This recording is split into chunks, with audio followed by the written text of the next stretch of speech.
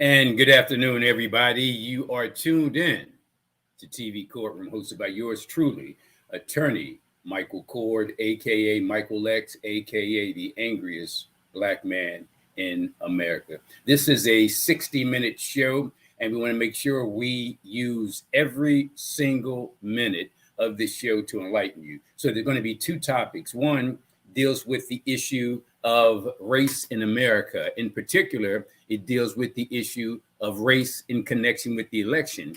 And I posted something on social media. I'm going to read it to you right now. And unlike many of my posts, this is G-rated.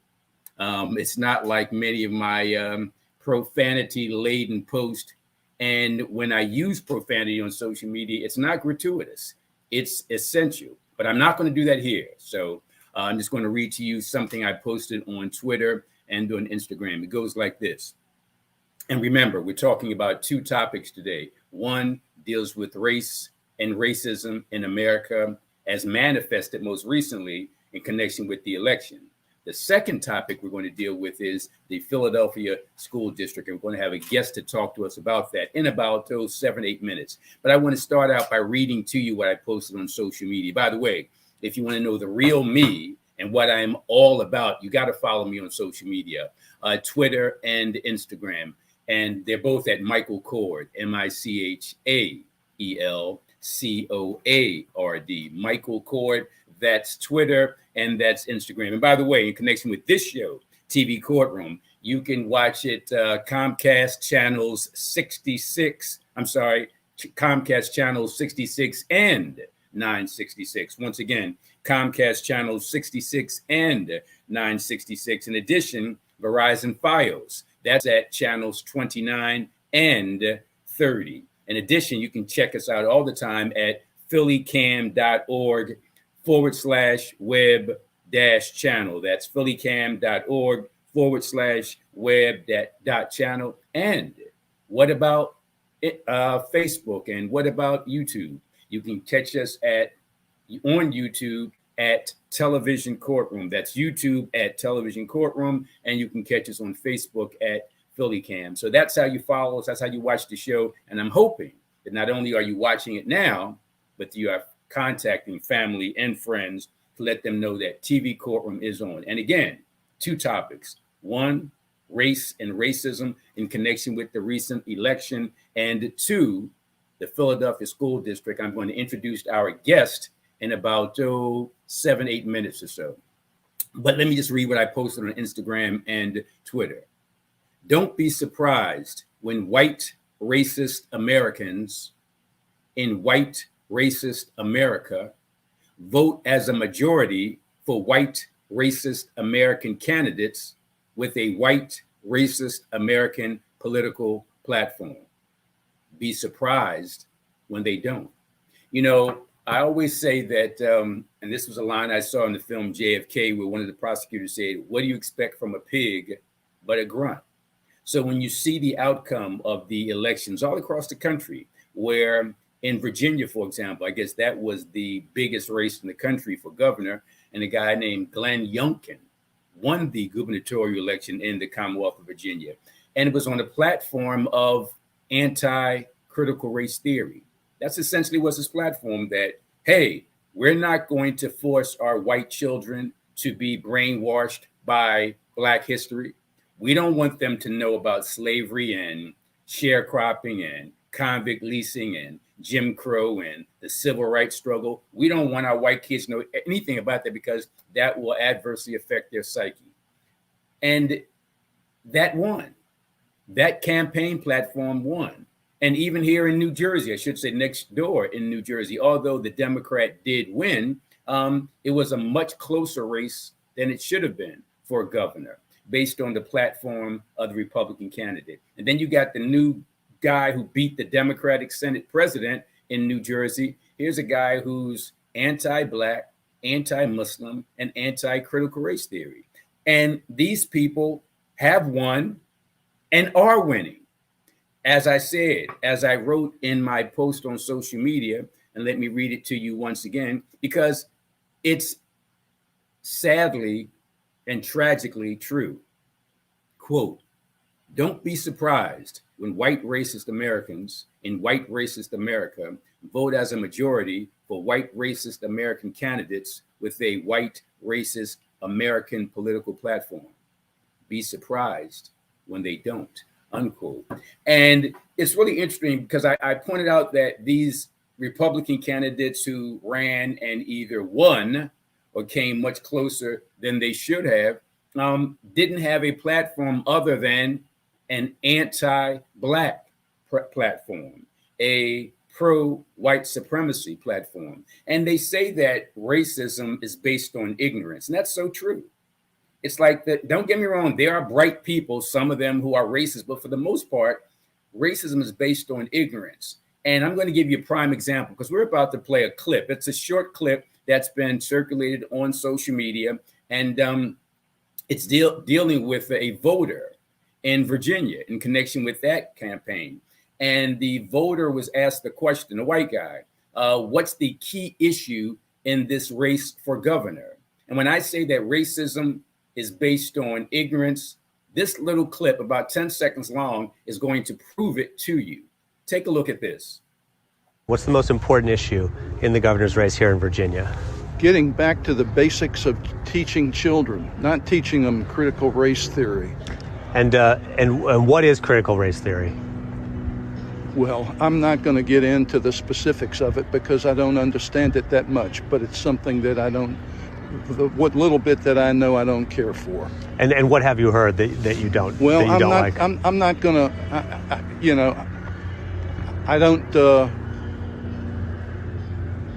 I don't have that much knowledge on it, but okay. It's something that I don't care for.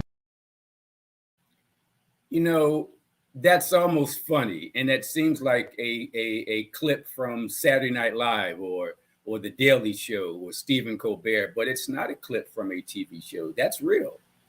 That man votes. People like that man vote. People like that man in Virginia voted. And that's why the guy who was running on an anti-critical race theory platform, Glenn Youngkin, that's why he won. That's laughable. That guy you just saw, but that's America. He is the personification of America. And like I said, it's almost laughable, and it would be if it were not so tragic. So people like him determine the future of America. Because when you talk about politics, politics is best defined as who gets what and when. That's what politics is all about. Who gets what and when. It's also about who doesn't get anything and never. So it's the people like that guy, the sad, the tragic, the ignorant, the racist people like that. Think about it for a second. That guy has no idea and admitted he knows nothing about critical race theory, but he's against it. And he's against it only because somebody said, hey, critical race theory is about telling the truth about race in America. And really, that's not even what it is. I'm going to talk later in the show about what it really is, but let me just stop by saying this. Critical race theory is not Black history. Critical race theory is not reparations. Critical race theory is not Black Lives Matter. Critical race theory is not the civil rights struggle. Critical race theory is not taught in public schools. Critical race theory was never taught in public schools. Critical race theory is not even a college thing. Critical race theory is a law school thing. It was created in law school 50 years ago by a professor by the name of Derek Bell. Derek Bell, 50 years ago, came up with something he called critical legal studies. And we don't have much time right now to get into it. Give me 1 minute and we're going to get to our guest. But this is what Derek Bell, Professor Derek Bell, a professor at Harvard Law School, said 50 years ago when he came up with something called critical legal studies. He said, hey, every time we talk about the issue of race in America, people say that we're exaggerating, that we don't have any concrete proof. They say that to the extent that we might have concrete proof, it only pertains to slavery. And that was 1,000 years ago. So get over it. Professor Derek Bell at Harvard said, all we have to do is look at the laws. look at the legal system that exists today. And if racism is the policy, the laws are the force. Racism is the policy. It's what America stands for. But how does America implement that racism? They implement it by passing laws. And I'm going to tell you later in the show that those laws began as early as 1619 with the birth of American slavery in Virginia and exist up until today. Not because people like myself and Professor Derek Bell say so, but we can show you the blatantly racist laws. I can show you the Kansas Solicitor General, the top lawyer in the state of Kansas, just 5 years ago in 2016, cited the Dred Scott decision of 1857 to support his argument. Now, very quickly, let me just say this.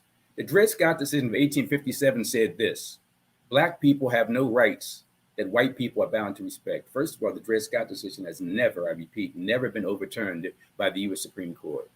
That's why the top lawyer in the state of Kansas, just 5 years ago in 2016, filed a brief in a case, by the way, an anti-woman case, filed a brief, and in that brief, to support his anti-woman argument, he cited the Dred Scott decision to support his legal argument. That wasn't 1,000 years ago. That wasn't 500 years ago. That wasn't 50 years ago. That was just 5 years ago in 2016 that the top lawyer in one of America's 50 states used the Dred Scott decision to support his argument. So when we talk about critical race theory, we're talking about a law school concept created 50 years ago called critical legal studies, and that morphed into what we know today as critical race theory. So that old white guy, don't laugh at him. Be afraid of him, and be afraid of the millions and tens of millions of folks in America who think like him. The future is not bright as long as you passively sit back and let people like him vote and win. We'll talk more about that later. Right now, we got to get to our guest, and our guest is none other than Dana Carter. And I could spend the next hour reading her bio and telling you what a thorough person she is. Let me just say this. She's not only an educator, a prominent educator, she's also a loudmouth, rabble-rousing agitator. And that's all a compliment. When you think that somebody's a loudmouth, like, wait, that's not a compliment. Rabble-rouser, that's not a compliment. Troublemaker, that's not a compliment. But the key is the agitator part. When I say agitator, people say, what's an agitator? Well, look it up in the dictionary. An agitator is that device inside the washing machine that spins left and right. And the job is to remove the dirt from the clothes, bring the dirt up to the surface so the water can wash it away. So if you don't agitate, you'll never expose the dirt and you'll never wash it away. That's why Dana Carter is a great agitator. But more important for our purposes, she's also an esteemed educator. And by that, I mean, she's been doing this, she claims, for 20 years, even though she looks like she's 19. But she's been teaching for at least 2 decades, and she's certified and she's licensed. So for the next, 30, 35 minutes, she's going to tell you everything you need to know about censorship and ineptitude with a racist undercurrent in Philadelphia in terms of how it affects Black children, brown children, and others. Without further ado, one of the best educators and clearly the best troublemaker in the Philadelphia School District, none other than Dana Carter. And by the way, her show that she's going to join me monthly here at TV Courtroom, and then she does weekly on my radio courtroom show on WURD 96.1 FM every Sunday at 11 a.m. Her show is called You Gotta Love the Children to Teach the Children. Without further ado, Dana Carter. How are you today? I am well. Thank you for that amazing introduction. I hope you all can hear me well. Can you hear me? Loud and clear, yes. Okay. So thank you for having me on again today. Hello, world. Welcome to my crazy life. and trying to figure out the best solutions for these children who are the students of the school district of Philadelphia. Some of them are your children, grandchildren, great grandchildren. So we have to make sure that we have the village that is there to make sure that our children are taken care of. So today we're going to talk about. And Dana, I know you're modest, I know you're humble, but just spend a few seconds filling in the blanks about your background so people know you are clearly certified and licensed and legitimate. So, yes, I started my career with the School District of Philadelphia. Interestingly enough, I know they like, we should have never let her up in here, but I started my career with the School District of Philadelphia in 2001 as an early balanced literacy intern. I did not have a degree in education. I went to Delaware State University, coming from Girls High, and I had a degree in business administration. I went to I entered the school district as a literacy intern, which means that I was partnered with a teacher who was certified.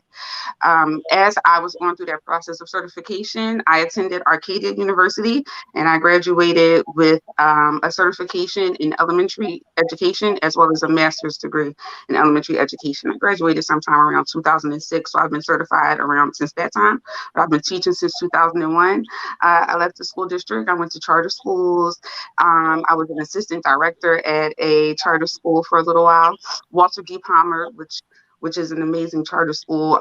It's a shame that they have another school there, but if you have ever had the opportunity to walk in the halls, he had it painted, famous African Americans, hand painted.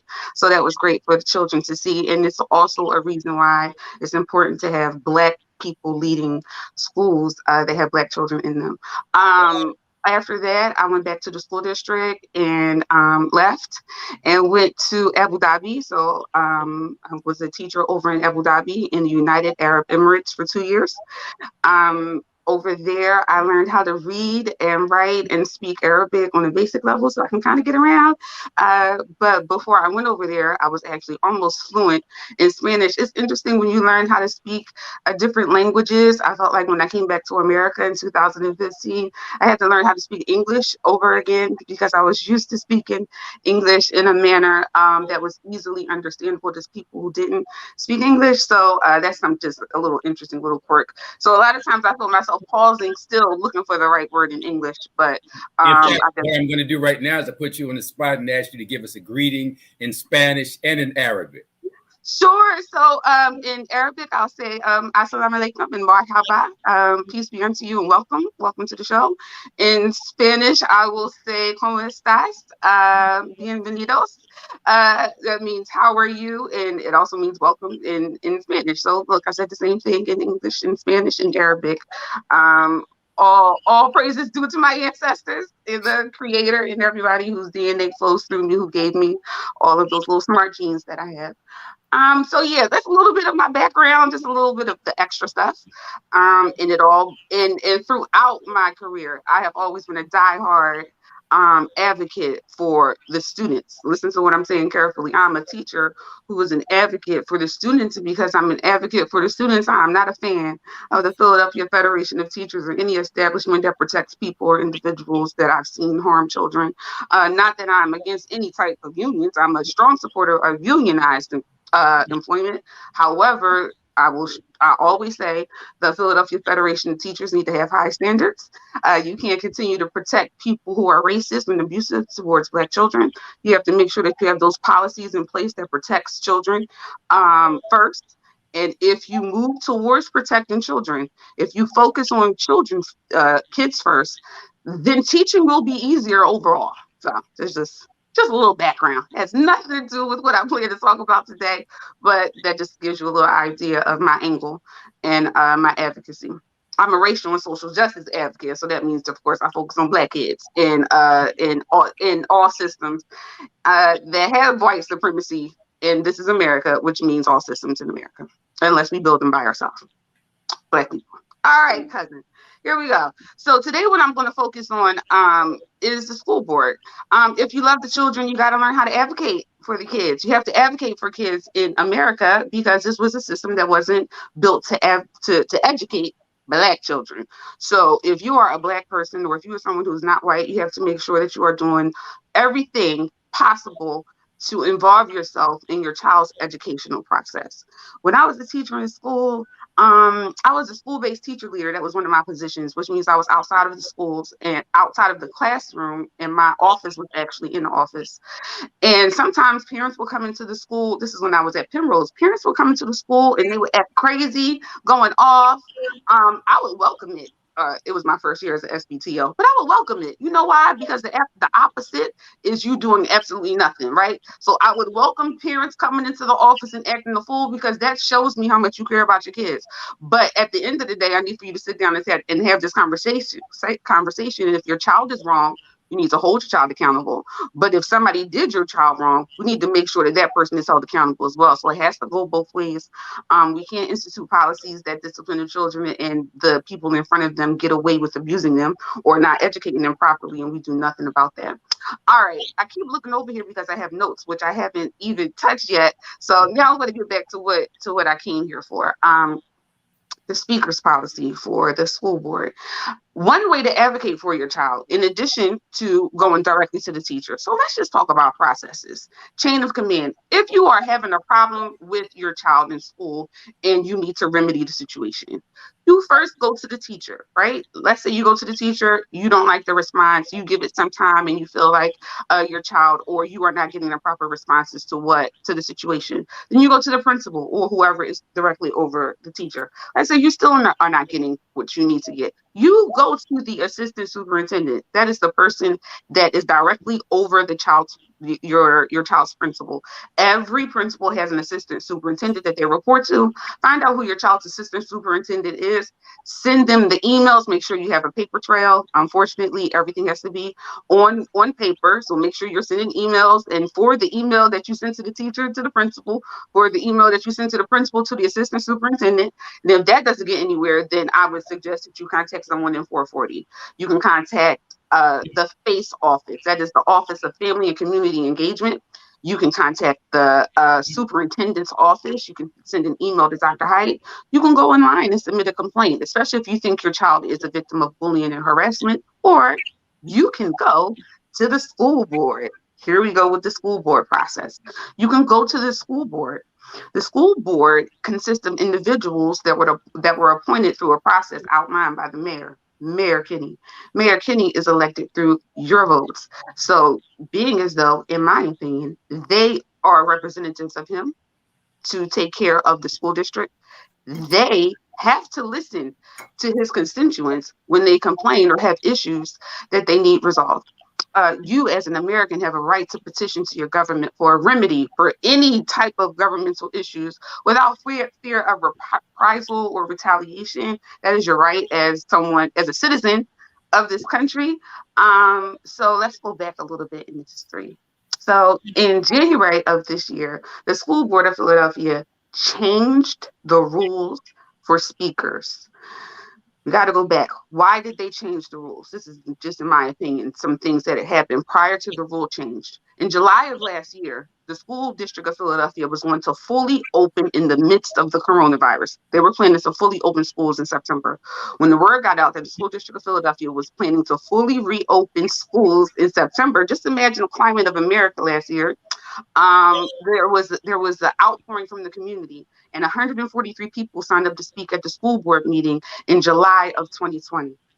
As a response, the school board enacted these new golden guardrails that they created in November and December, and they voted on in January of this year. They instituted these new policies in January of this year. Let me ask this. When they implemented this, was there any attempt to reach the community and say, hey, we're thinking about doing this. What do you all say? Absolutely not. So one of the issues with the golds and guardrails and how they came about was it was all of a sudden.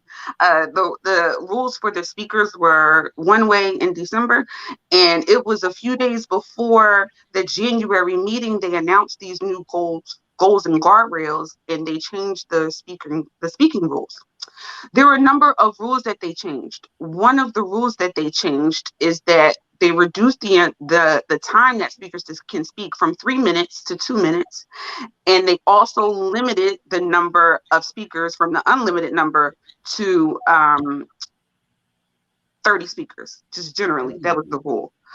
So So basically, that's only 1 hour from the community. correct. That is 30 speakers for 2 minutes, and your children's lives hang in the balance. 100%. That was the issue.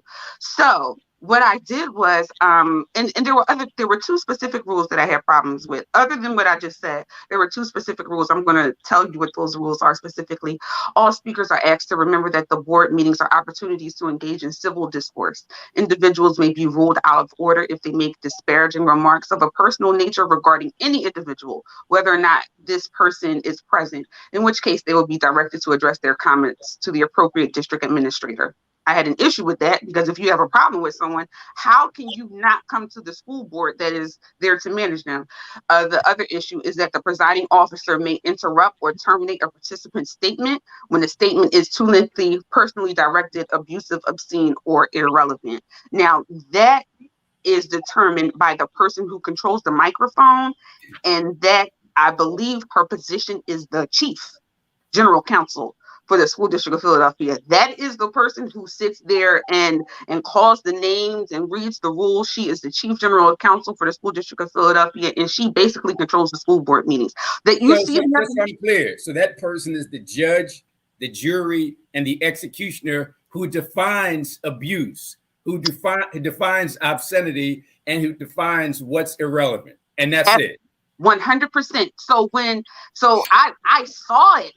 I saw it in January, February, when they first enacted these rules, because there was a child speaking, and then she went to say there was a student speaking, and then she went to say, and then Dr. Height. And then it was either Joyce Wilkerson or Lynn Rauch, that's the chief counsel, who stopped the child in the middle of her testimony and said, that's not what you signed up to speak for. It was the first time I had ever seen them interrupt. And the child just was like, oh, okay. All right. So let me explain to you what happened after that.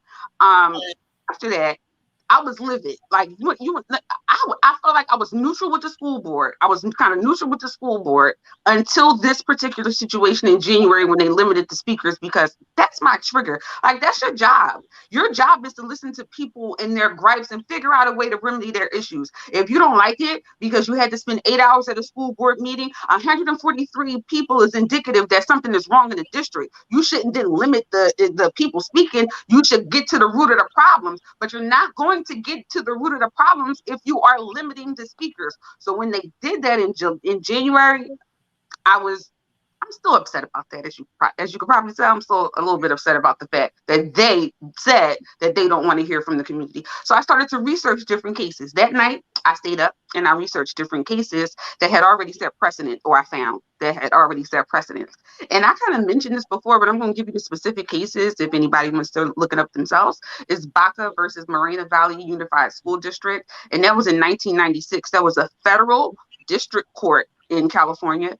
The next case is Leventhal versus. Before you go on, because I know there's folks out there with pens and pads, so spell that for them so they can do the follow-up research. Sure. The first case, Baca, BACA versus Moreno, MORENO Valley Unified School District. That was a federal district court in California. I tried to get cases that were different levels because I figured, some cases might just be specific to state rules, because sometimes state rules are different. But if there are federal cases, and let me just explain all this. I'm a teacher. Listen, I'm a teacher. I think I told you all that I have a degree in business administration and elementary education. I had a couple of law classes in my business law program, in my business program, and a couple in my education program, but I've never studied law. So if I make any errors, just blame it on my lack of law degree. Again, I always tell people that you are a real life teacher, but you play a lawyer on TV, and we're on TV. So do your law and order thing. Okay. All right, great. So the next case that I researched was Leventhal versus Vista Unified School District. Leventhal, Leventhal versus Vista, VISTA Unified School District. And that case was in 1997. That's a California district court.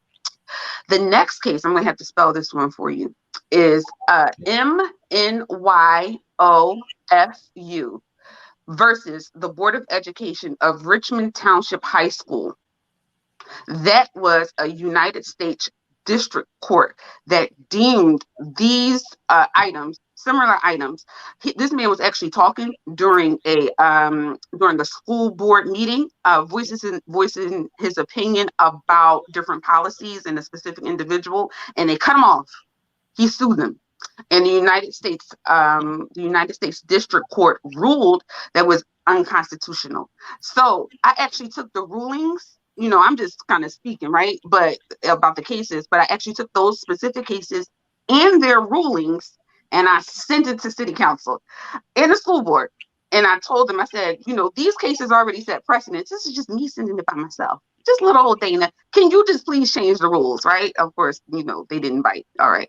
So then I went to my parent group. I have a parent group that has about 1,000 members. I actually posted the cases, a letter that I wrote with blanks in it so they could fill in their names. And I had them send it to City Council as well as the school board. And I also attached a link to the ACLU because I found in this research, I don't know how I came across this information, but the ACLU protects First Amendment rights. And these violations that I found with the school board were all violations of First Amendment rights. So I just put the link for the ACLU, and I asked parents and whomever was outraged with these new rules to contact the ACLU and let them know what was going on. The ACLU was outraged. The ACLU actually contacted the school board directly and asked them to change the rules. Just send a letter. Can you change the rules? School board, they did not change the rules. What they did is they increased, or I should say, they went back on the guidelines for the students, and they said that the students can speak for 3 minutes, and they increased the number of student speakers, but the number of registered speakers that can speak on action items and, just the regular, they kept it the same. So basically, so just so we're clear, based on this letter to them from the ACLU, there was a slight change made? Yeah, well, let me just be specific. I'm not sure if the change was made prior to the ACLU contacting them due to the outrage from the community, or was it changed after the ACLU contacted them? I'm not sure. Okay, fair enough. But the registration, the overall speaking rules weren't changed.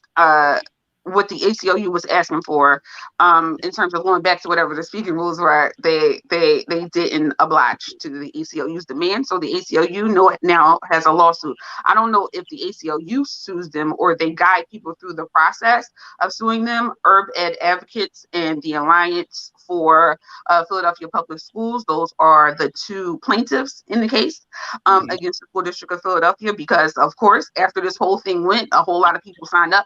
I don't want to say they kind of set it up, but they were like, we need people to register so we can have it on file that they are actually cutting people off. So it was weird for me because I'm like, y'all know that the ACLU and people are paying attention to these next board meetings just to set up, but to force you all to change these rules and speaking up on behalf of the public. And you are literally chopping these people off in this board meetings. Like, all right, ACLU, we know y'all listening. We still want to chop y'all off. So that's where the situation lies with the School District of Philadelphia speaking guidelines, right? So this has been a fight since January, since they had those guidelines since January. So let's talk about what's happened since January, since that time. All right, so in February of this year, right? So that was in January. February of this year, the school board said, all right, we're going to start, the school district, I should say, we're going to start a process of having people come back into schools, right? Just, because they had been out of schools for a while, they were phasing people back into School District of Philadelphia schools. What the community and the teachers and everybody else was saying was, what? These schools, these schools were dirty before. These schools were exceptionally toxic before. There was a toxic school series that came out, I believe in 2018. I led a parent rally at Franklin Learning Center. The ventilation system hadn't been cleaned for 60 years, and that was in 2019. So these schools have been historically toxic. So they're like, no, we don't want to go in. The ventilation is weird, all this other stuff. So the School District of Philadelphia held a meeting, I believe it was in February of this year, and said, we are installing these state-of-the-art fans with gauges that test the ventilation in a room and all this other stuff. So people were really excited. They go inside of the buildings and they see these mini fans on 2x4s, right? Right.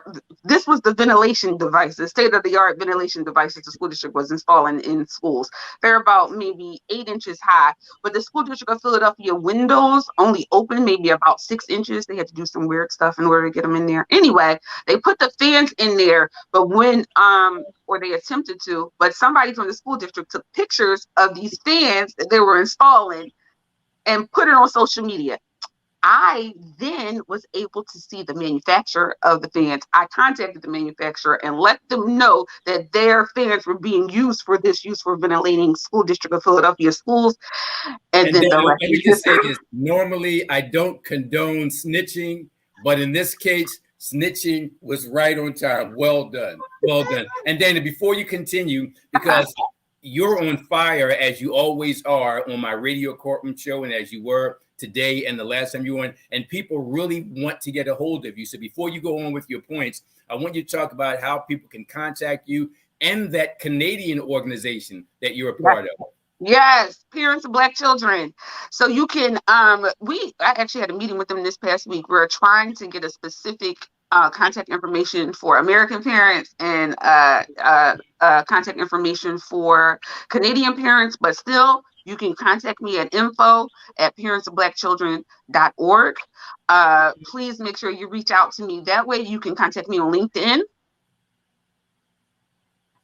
I don't want to give up Facebook and Instagram. You know, I'm trying to move myself away from social media. So well, my thing is this, and I'm the same way because I'm actually suing Facebook. I'm part of a team of lawyers, but sometimes you got to use the devil to beat the devil. Right. So let's go ahead and give us that. And by the way, in addition to giving us all your contact information, including if we have to Facebook, explain this Canadian thing, because people hear that Dana Carter from West Philly is hooked up with these Canadians. How come it's not an American thing? And that's what I thought when I first heard you talk about it. And when I got some information about this Canadian group led by Black teachers, I'm like, it sounds like the Black Panther Party packed up from the United States, went to Canada and start a teachers group, because this is one of the most enlightened, conscious group of Black teachers I've heard anywhere. And they happen to be in Canada, but we got to replicate that in America. So tell us a little bit more about the group and continue telling us about your contact information. Yes, right. So on Instagram, no, I don't contact me on Instagram. Facebook, Dana Carter. Instagram is a little bit more private, I would say, but you can get with me on Facebook, and I can add you to my parent group, and that is how I mostly get all the information out to parents. Instagram also, Racial Justice Philly. That's an organization I'm a part of. I'm the policy advisor, the resident angry Black. All right, so parents of Black children, really briefly, and then I'm going to get back to this policy 911 with the School District of Philadelphia. I just happened to be watching CNN last year, and they were interviewing a parent group in Canada, out of Ontario, Canada, that was just outraged with racist incidents that were going on over in Canadian schools. When you think about Canada, you're like, wow, they have racist incidents in Canada? Absolutely. Not only do they have racist incidents, they have activists over there who are really looking at America and what we are doing and really are inspired by our actions. So they really need our help over there in Canada. Anyway, I contacted this group just because I was just really interested in what they were doing, and they decided to meet with me. So I met with parents of Black children sometime in maybe July or August of last year for the first time. And that is when we began just a relationship. And then in earlier this year, they asked me to speak at their quarterly meeting. It was about 150 people there from Canada, which is great, about the racism and social emotional learning. Social emotional learning, you will see a lot of times where people refer to like positive behavior incentives or ways that to manage children's behavior. But when I speak about the racism in these types of programs, you have to understand that the people whose standards that they're holding these children to are often racist and biased. So when you are looking at a child and you're saying, oh yeah, he's behaving well, whose standard are you holding him to? And when he acts up, whose standard are you holding him to? So I had a conversation just about, discipline and who's disciplining your child and who's teaching your child. And shortly thereafter, I became a partner with Parents of Black Children to establish my own chapter of Parents of Black Children here in Philadelphia. which is very necessary. I'll tell you why in a second. But parents of Black children, they already have established in Canada a reporting tool. They have an app that you download, and if a racist incident happens to your child, you upload it on the app. They report it to the school, and if the school doesn't do anything about it, they report directly to their, I believe they call it their parliament, their government, and then they handle it that way. But there, since the beginning of the school year, they have had so many racist incidents, and I believe that also speaks to the climate of what's going on in Philadelphia schools as well. It's just that, well, there's an imbalance, there's their cultural imbalance of white teachers and Black teachers. But in addition, you are throwing people back together around other people's energy, and they have been pretty much isolated for the past 18 months. And you're not providing them with any type of mental health resources or any other types of outlets to deal with the trauma they experienced over the past 18 years. So these things that we are experiencing with our schools just kind of being all over the place, they are experiencing in Canada too. But Parents of Black Children has a great hold on the processes to help Black families remedy any issues that they have with the school district. So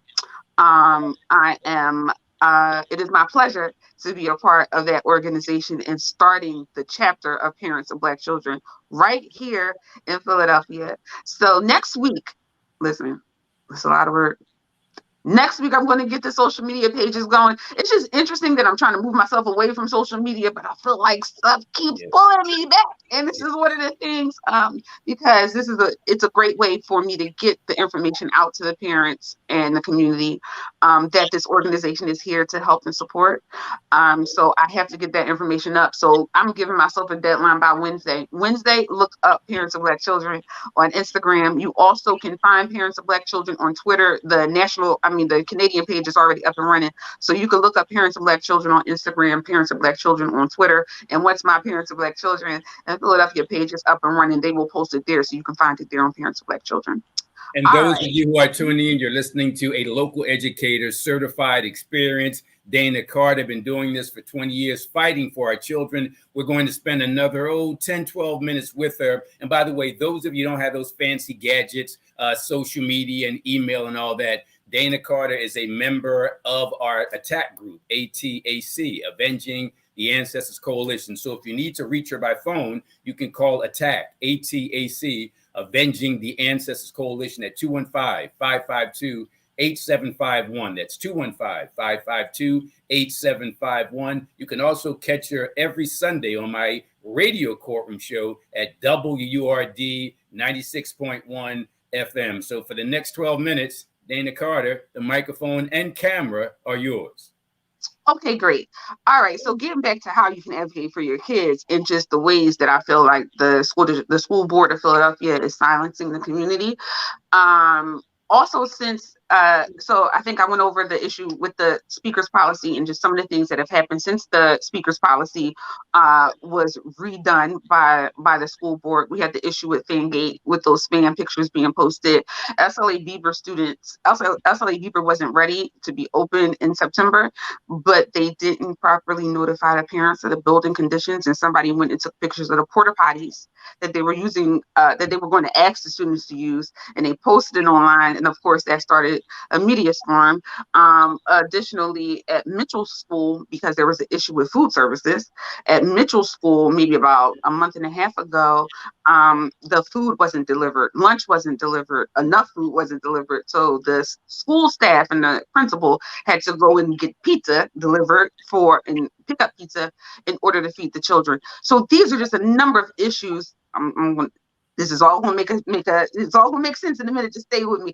These are a number of issues that have come to light since the beginning of the school year, or I should say this entire calendar year, that have shown different operational issues or struggles that the school district of Philadelphia has had. And each one of these issues comes with pictures that are provided to the media, and then the media then goes and has interviews with school district of Philadelphia staff to verify the story. They might print the person's name depending on whether or not the person is comfortable with that, but they also say if the person is not comfortable, that this person fears retaliation, that's why they don't want to give up their name. But a lot of the advocacy that comes out of the school district of Philadelphia is due to the fact that individuals inside of the school district are taking pictures and they're sharing them with people, or they're posting them on social media, or they're just being very vocal about their experiences with the school district. I was a teacher with the school district of Philadelphia. If you Google my name, you will see a number of interviews that I have given as a school district of Philadelphia teacher, as an advocate for, because before I'm anybody's anything, I'm an advocate for children. I don't care who I work for. Whatever my job is, it's an extension of my advocacy. So I can't be employed by anyone that's going to censor that.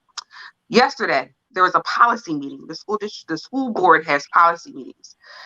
These policies will be voted on in December. It's very important for you to pay attention to the policy meetings, because the policies are what govern a district. One of the policies that came about yesterday was policy 911. This policy, in its essence, prohibits school district of Philadelphia staff from interacting with media, newspapers, providing any resources or any interaction with any media entity. Period. End of story. So I just explained to you 3 or 4 major issues that came out of the school district of Philadelphia this calendar year, and it was brought to light based on staff and people inside of the school district of Philadelphia providing this information to the media and different outlets. It is just interesting that after this onslaught, or the attention around the opening of the school district, of the opening year being a complete debacle due to the lack of staffing, that now the school board comes with a policy that says that staff cannot interact with the media. So there's now outrage, of course, around the policy, this school district of Philadelphia policy 911. In my opinion, it is direct retaliation for the attention that the school district of Philadelphia is getting around just how they need support. The school district of Philadelphia wants to appear to be a kinder and a gentler place. It wants to appear to be open. They said that they are justifying this policy 911 by saying they want to control the image of the school district. Well, control the image of the school district, in my opinion, by just doing the right thing. Like, you won't have to control what people are saying if you just do the right thing, and also trust that media people are not just picking any old body off the street and getting sources from picking uncredible sources, I should say.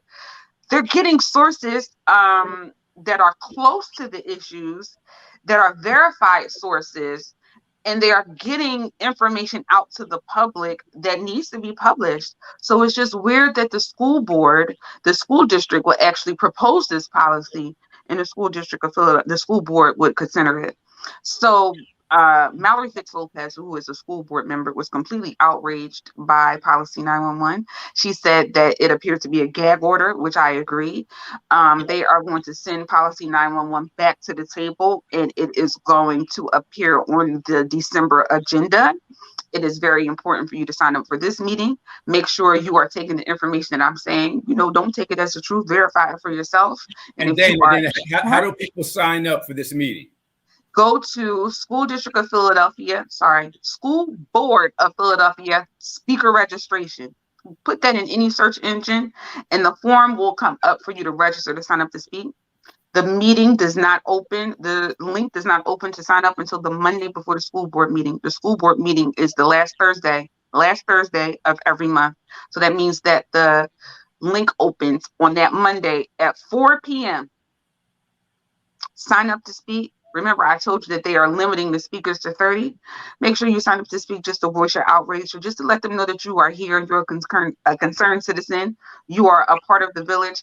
One of my issues, I have a number of issues with them limiting the speakers, right? But one issue is that when you go on to most of the school board agendas and you see the speakers, normally between 20, 25 people sign up to speak. Most oftentimes, it's not an outrageous number.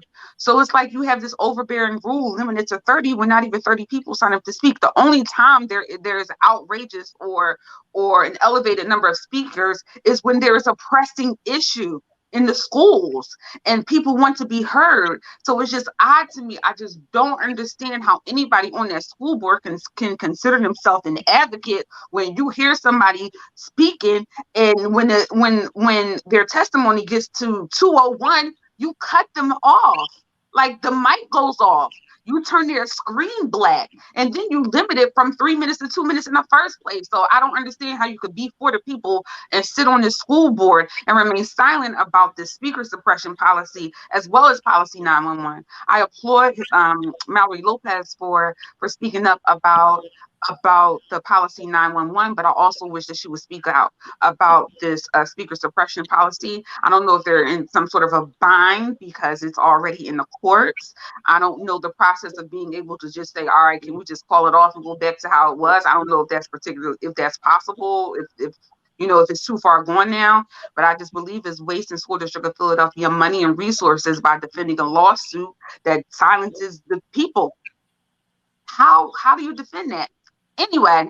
In fact, Dana, before you go on, because we're running out of time, that's the bad news. The good news is that I'm going to cut the segment I was going to do at the end to give you a final 5 minutes, because technically, I don't want to be like the school board, but your time is up. But because you're on the roll and we're not about censorship here, I'm going to cut my time to give you 5 minutes. But before you do your final 5 minutes beyond what we've already done, because you're on the warpath and we want to hear more. If folks are interested in what Dana Carter is saying, you need to get more information from the ACLU, because that's the group of lawyers who will be fighting to make sure your First Amendment rights are protected. This is how you contact the ACLU. They have chapters in every state, the ACLU, the American Civil Liberties Union. So go to aclupa.org. That's aclupa.org. That's the Pennsylvania chapter. And then they'll put you in touch with the Philadelphia branch. The Philadelphia branch has a phone number, 215-592-1513. 215-592-1513. So go to aclupa.org or call 215-592-1513 and find out more about what the ACLU is doing to support what Dana Carter is trying to do to end this gag order. Dana, you got the final 5 minutes. I would also like to invite the public to go to the School District of Philadelphia website and look up all of the listening sessions for the new superintendent. Since the last time I met with you, Dr. Height announced that he is resigning. I said on social media, where I was talking to a few individuals, I was like, please don't because immediately after, let me explain to you how it happened. There was this whole situation with Mitchell not getting their food on time. A couple of days after that, Dr. Height announced that he was resigning. Let me explain. Dr. Height was resigning anyway. So don't let the red herring of Dr. Height resigning distract you from the fact that the School District of Philadelphia operations are in the shambles and they have a major staffing issue. But Dr. Height is resigning. As a result, the School District of Philadelphia, the school board, is hosting listening sessions all over the city. Please sign up to these listening sessions and let your voice be heard. Let the school board know what you want in a superintendent, whatever you feel would best support your family and your village. Please let the school board know. Additionally, once these listening sessions are over, please hold the school board accountable to make sure that they're going to pick an individual that represents the needs and the wants of the community. And when that individual gets appointed as superintendent, make sure you are holding that individual accountable as well. As I said, the school board has 30 slots every month for people to register to speak. Don't let them their attempt to disenfranchise the community dissuade you from signing up to speak and letting your voice be heard. Make sure you sign up. Make sure you are engaged in the processes that affect them all, that affect us all and impact us all.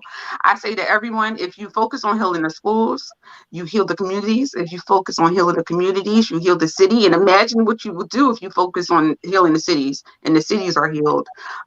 There's so much going on in Philadelphia, and so much of it can be solved by figuring out what's wrong in the schools and fixing those issues. So I appreciate you being here with me for this extended amount of time. I'm so sorry, cousin, for taking over a part of your segment. Just wanted to make sure that I got all of my points in today. Make sure you advocate for your child. Make sure you speak up on their behalf. Make sure you are a part of recreating the village. The city of Philadelphia is deficient 300 crossing guards. So I just ask you to go outside early in the morning or when it's dismissal, just to be an extra eye and to make sure that our children are safe and secure getting to and from schools. And I got to tell you, Dana, you did not take up my time. There's no more thing that's important to me than our children. And we're talking about our children, which is why your segment is called You Gotta Love the Children to Teach the Children. Folks, you're going to hear more from Dana Carter on my radio courtroom show every Sunday from 11 a.m. to 1 p.m.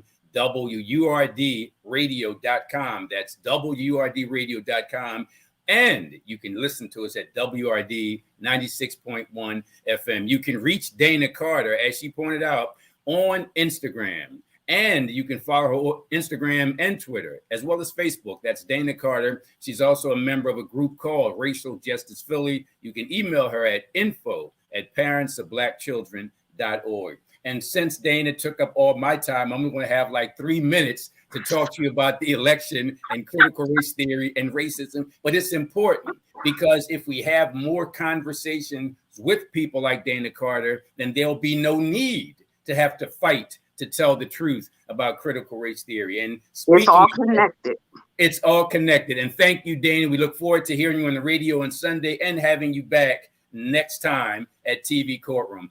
Folks, in my final 2 minutes before we wrap things up today, big shout out to our producer and engineer extraordinaire, Roland. As you noticed during the conversation I had with local educator and agitator Dana Carter, you saw the websites and phone numbers posted at the bottom of the screen. That's thanks to our producer and engineer extraordinaire, Roland. As I pointed out at the beginning of the show, there were two topics. One, the election and how it exposed the racism endemic to the United States. And the second topic was what you heard from Dana Carter. In my final 90 seconds, maybe 120 seconds, 2 minutes, let me just remind folks that the campaign of the guy who was running for governor on the Republican ticket, Glenn Youngkin, was to make critical race theory illegal, not to have it taught in the schools. Well, damn it, it was never designed to be taught in the schools. It was always a law school thing. And I'm going to wrap things up with a 10-second clip. And that's going to be the end of the show as I bid you adieu. But in my final 10 seconds, I'm going to have Roland play that same clip because it shows you the face of American politics. It shows you the face and the voice and the blatant ignorance and racism of the American voter. People like the guy you're going to see and hear, and we played at the beginning of the show, but it's so disturbing, but so real, we're going to play it again. Bottom line is this: critical race theory has nothing to do with Black Lives Matter, with reparations, with civil rights. It's simply a law school concept that exposes the racism of America by showing you America's laws from 1619 up until 2021. So I'm going to end today's show with that same clip, disturbing, funny, but real, about the average American voter in the United States. Thank you all very much. What's the most important issue in the governor's race here in Virginia? Getting back to the basics of teaching children, not teaching them critical race theory. And what is critical race theory? Well, I'm not going to get into the specifics of it because I don't understand it that much, but it's something that what little bit that I know, I don't care for. And what have you heard that you don't? Well, that you don't not. like? I'm not going to.